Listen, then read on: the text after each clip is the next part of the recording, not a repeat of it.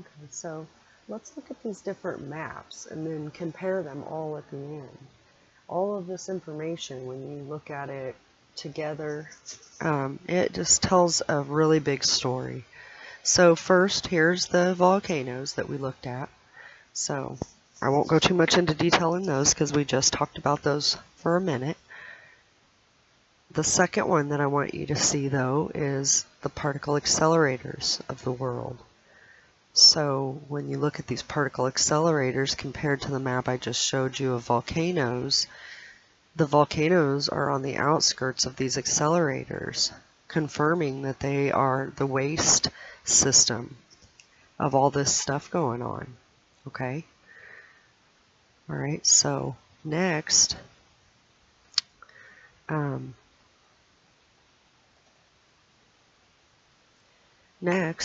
we'll look at CO2 sites and nuclear sites. Okay, so what I'm seeing here is these guys are wrapping around or opposite of our major accelerator sites. Okay, so the CO2 is probably cooling all of this stuff that they've got going on with these accelerators. You know, and again, if these accelerators were already there or if man has put them there, you know, that's kind of up for research.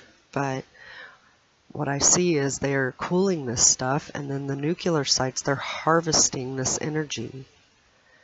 Okay. And the last one we'll take a peek at is deep borehole projects. So again, these are all basically in the same areas. So they're digging down and putting the CO2 in, or harvesting, or trying to get to this technology to reverse engineer it. And then the last map I'll show you here is one that I put everything all onto one map so we can look at our story of what's going on. So everything that I was just saying in each individual map, now you can see it all wrapped together, and it's kind of working like I said.